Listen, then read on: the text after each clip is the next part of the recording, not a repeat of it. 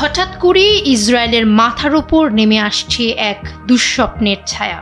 এক দুইটি নয়, ইসরায়েলের উপর একসাথে 2000 বোমা ঝরানোর প্রস্তুতি নিচ্ছে ইরান। গোপনে তৎপরও তাদের ক্ষেপণাস্ত্র কারখানাগুলো। চলছে 24 ঘন্টা যুদ্ধসম মানসিকতায়। এই হামলায় মধ্যপ্রাচ্যের আকাশ রূপ নেবে আগুনের লেলিহান শিখায়, আর পুরো অঞ্চলটাকে ঠেলে দিতে পারে এক নতুন যুদ্ধে। ইসরায়েলের প্রতিরক্ষা ব্যবস্থাকে গোড়া থেকে তুলে ফেলতে এবার কড়াকড়ি প্রস্তুতি নিচ্ছে ইরান। কয়েক মাস আগেই মাত্র 12 দিনের ব্যবধানে ইসরায়েলের ভিত্তি নাড়িয়ে দিয়েছিল ইরানি সৈন্যরা। ঠিক এমন পরিস্থিতিরই কি পুনরাবৃত্তি ঘটতে যাচ্ছে? এর আগে ইসরায়েলের উপর 500 ক্ষেপণাস্ত্র ছুড়েছিল ইরান, আর এবার একযোগে 2000 বোমা পড়বে ইসরায়েলের মাটিতে।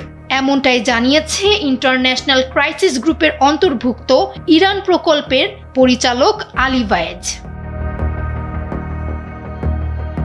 এমন বোমা হামলার মূল লক্ষ্যই হলো ইসরায়েলের প্রতিরক্ষা ব্যবস্থাকে সম্পূর্ণরূপে হতভম্ব করে দেওয়া। একসঙ্গে বিশাল পরিমাণ বোমা পড়লে স্বাভাবিকভাবেই ক্ষয়ক্ষতির মাত্রা ছাড়িয়ে যাবে বহুগুণে। অন্যদিকে আন্তর্জাতিক গণমাধ্যম ফার্স নিউজের এক প্রতিবেদনে জানা যায়, ইসরায়েলকে ধ্বংস করতে ইরানের লাগবে মাত্র 1 দিন।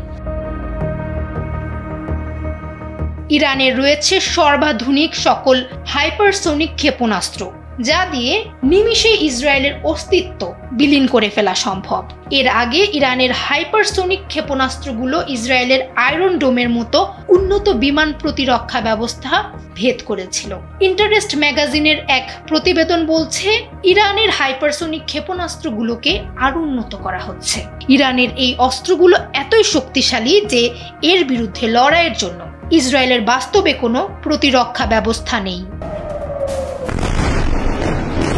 ইরান যদি সত্যি ইসরায়েলে 2000 বোমা ফেলে, তবে মধ্যপ্রাচ্যের শক্তির ভারসাম্যে একটি বড় পরিবর্তন আসবে।